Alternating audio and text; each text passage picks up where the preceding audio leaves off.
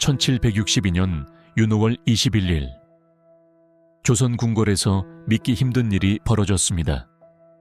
왕이 자신의 아들, 그것도 왕세자를 뒤주에 가두어 죽인 것입니다.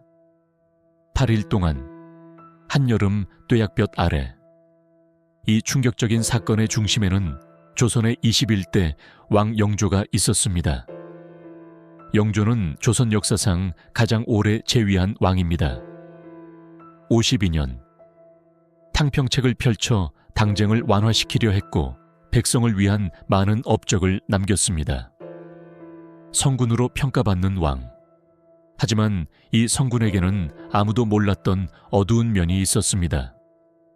극도의 완벽주의, 병적인 강박증, 그리고 끝없는 의심. 이것이 결국 자신의 아들을 죽음으로 내몬 것입니다. 영조는 극도의 완벽주의자였습니다. 완벽주의를 넘어선 강박증 환자에 가까웠습니다. 사소한 것 하나도 그냥 넘기지 못했습니다. 신하의 옷깃이 조금만 흐트러져도 지적했고 글자 하나가 삐뚤어져도 다시 쓰라고 했습니다. 어떤 날은 수십 번씩 손을 씻었고 특정 색깔의 옷은 절대 입지 않았습니다. 신하들은 영조 앞에 서면 늘 긴장했습니다. 언제 어떤 이유로 질책을 받을지 알 수 없었기 때문입니다. 승정원 일기에는 이런 기록이 남아 있습니다. 임금이 사소한 일에도 지나치게 신경을 쓰신다고. 이것은 단순한 꼼꼼함이 아니었습니다. 병적인 집착이었습니다. 역사학자들은 이를 현대의 강박장애와 유사하다고 분석합니다. 영조의 이런 성격은 어디서 온 것일까요? 그의 출생에 답이 있었습니다. 영조의 어머니는 무술이 출신 숙빈 최 씨였습니다. 무술이란 궁궐에서 물 깃는 일을 하는 가장 낮은 신분의 궁녀를 말합니다. 왕의 어머니치고는 너무나 미천한 출신이었습니다. 영조는 평생 이 열등감에 시달렸습니다. 신하들이 자신을 무시한다고 생각했고 늘 자신을 증명해야 한다는 강박에 사로잡혀 있었습니다. 그래서 더욱 완벽해야 했습니다. 조금의 흠도 용납할 수 없었습니다. 자신에게도 다른 사람에게도.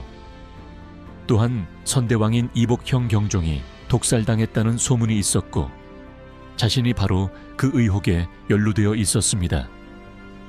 경종 독살설은 진위 여부와 별개로 영조 치세 내내 그를 괴롭혔던 아킬레스 건이었습니다. 이런 트라우마가 영조를 편집증 환자로 만들었습니다. 영조는 누군가 자신을 해치려 한다고 늘 생각했습니다. 음모가 도처에 있다고 믿었습니다. 신하들의 말 한마디, 행동 하나하나를 예의주시하며 그 속에 숨은 의도를 찾으려 했습니다. 이런 의심은 가족에게도 향했습니다. 특히 자신의 후계자에게. 1735년 영조는 41의 늦은 나이에 아들을 얻었습니다. 둘째 아들이었지만 첫째가 일찍 죽어 사실상 외아들이었습니다. 이름은 이선, 훗날 사도세자라 불리게 될 아이였습니다. 영조는 이 아들을 극진히 사랑했습니다. 하지만 그의 사랑은 정상적이지 않았습니다. 아들이 완벽하기를 바랐습니다. 자신의 열등감을 아들이 씻어주기를 원했습니다. 그래서 아들에게 가혹할 정도로 엄격했습니다. 3살 때부터 글을 가르쳤고 5살 때는 경전을 외우게 했습니다. 조금이라도 실수하면 냉혹하게 질책했습니다. 어린 세자는 아버지가 무서웠습니다. 1749년 사도세자는 14살에 대리청정을 시작했습니다. 너무 이른 나이였습니다. 하지만 영조는 아들이 완벽하게 해낼 것이라 믿었습니다. 아니, 완벽해야만 했습니다. 사도세자는 최선을 다했습니다. 하지만 영조의 눈에는 항상 부족했습니다. 보고서 하나, 결정 하나에도 트집을 잡았습니다. 신하들 앞에서 아들을 질책하기 일쑤였습니다. 세자는 점점 위축되었습니다. 아버지를 만나는 것이 두려워졌습니다. 이제 비극의 씨앗이 싹트기 시작했습니다. 사도 세자에게는 영조와 정반대의 성격이 있었습니다.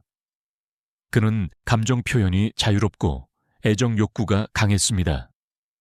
특히 아버지의 사랑과 인정을 간절히 원했습니다. 하지만 영조는 감정을 통제하는 데 익숙했고 차갑고 완벽주의적이었습니다. 아들에게 사랑을 표현하는 대신 끊임없이 더 나아지라고만 요구했습니다. 이 둘은 최악의 조합이었습니다. 한 사람은 따뜻한 애정을 갈구했고 다른 한 사람은 냉정한 완벽함만 요구했습니다. 서로가 서로에게 상처를 주는 악순환이 시작되었습니다. 1757년 사도 세자가 22 되던 해에 결정적인 사건이 일어났습니다. 세자를 무척 아끼던 정모 정선 광후와 할머니 인원 왕후가 연이어 세상을 떠난 것입니다. 세자는 깊은 슬픔에 빠졌습니다. 자신을 보호해주던 마지막 보루가 사라진 것입니다. 이때부터 사도 세자에게 이상한 증세가 나타나기 시작했습니다. 옷 입기를 거부했습니다. 특정 옷감만 보면 공황 상태에 빠졌습니다. 해경궁 홍씨는 나중에 한중록에 이것을 의대증이라 기록했습니다. 세자는 울화증도 심해졌습니다. 갑자기 화를 내거나 이유 없이 사람을 때리기도 했습니다. 심한 경우 궁녀나 내관을 죽이는 일도 벌어졌습니다. 정신이 온전치 못했습니다. 현대 정신의학으로 보면 공황장애, 우울증, 조현병 등이 복합된 상태였을 것입니다. 하지만 영조는 이것을 병으로 보지 않았습니다. 나약함으로 봤습니다. 왕이 될 자질이 없다는 증거로 여겼습니다. 완벽주의자 영조에게 정신적으로 불안정한 아들은 용납할 수 없는 존재였습니다. 1758년 영조는 사도 세자를 명정전 월대에 불러 꾸짖었습니다. 세자는 거적을 깔고 무릎 꿇어 대죄했습니다. 한여름 뜨거운 땅바닥에서 몇 시간씩 영조는 세자의 모든 보좌관들을 파직시켰습니다. 세자를 돕는 자들이 세자를 망쳤다고 생각했기 때문입니다. 이제 세자는 완전히 고립되었습니다. 절망한 세자는 극단적인 선택을 하려 했습니다. 저승전압 우물에 뛰어들려 한 것입니다. 다행히 주변 사람들이 말려 목숨은 건졌습니다. 하지만 영조는 이 사실을 알고도 태도를 바꾸지 않았습니다. 오히려 세자가 더욱 나약하다고 질책했습니다. 부자관계는 회복 불가능한 지경에 이르렀습니다. 1762년 윤호월 13일 영조는 마침내 결단을 내렸습니다. 사도 세자를 폐위한다고. 세자는 궁궐들에 무릎 꿇었습니다. 영조는 차갑게 명령했습니다. 뒤주를 가져오라고. 신하들이 경악했습니다. 대신들이 울며 애원했습니다. 하지만 영조는 흔들리지 않았습니다. 사도 세자는 뒤주 속에 갇혔습니다. 한여름 뙤약볕 아래 8일 동안 세자는 물 한 모금 못 마시고 고통받았습니다. 세손이산 훗날의 정조는 10살의 나이로 이 광경을 지켜봐야 했습니다. 사도 세자의 정실이자 정조의 어머니 해경궁 홍씨는 한중록에 이렇게 기록했습니다. 참아볼 수 없는 참혹한 광경이었다고. 윤 5월 21일 사도 세자는 뒤주 속에서 숨을 거두었습니다. 향년 27세. 영조는 아들의 죽음을 보고받고도 표정을 바꾸지 않았습니다. 완벽주의자 영조에게 불완전한 아들은 제거해야 할 대상이었을 뿐입니다. 하지만 영조는 이후 평생 이 일을 후회했습니다. 밤마다 악몽에 시달렸고 아들을 부르며 통곡했다는 기록이 남아 있습니다.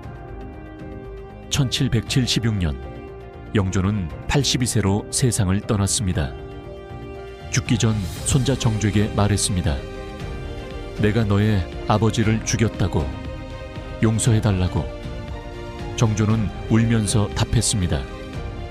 할아버님, 그 일은 잊겠습니다. 하지만 정조는 평생 그 일을 잊지 못했습니다. 영조의 완벽주의가 만든 비극. 그것은 조선 왕실 역사상 가장 슬픈 부자의 이야기로 남았습니다. 사도세자의 무덤인 융릉은 지금 경기도 화성에 있습니다. 완벽함을 추구하다 가장 소중한 것을 잃은 아버지, 사랑을 갈구하다 죽음을 맞이한 아들. 이것이 영조와 사도세자의 슬픈 부자지간 이야기입니다.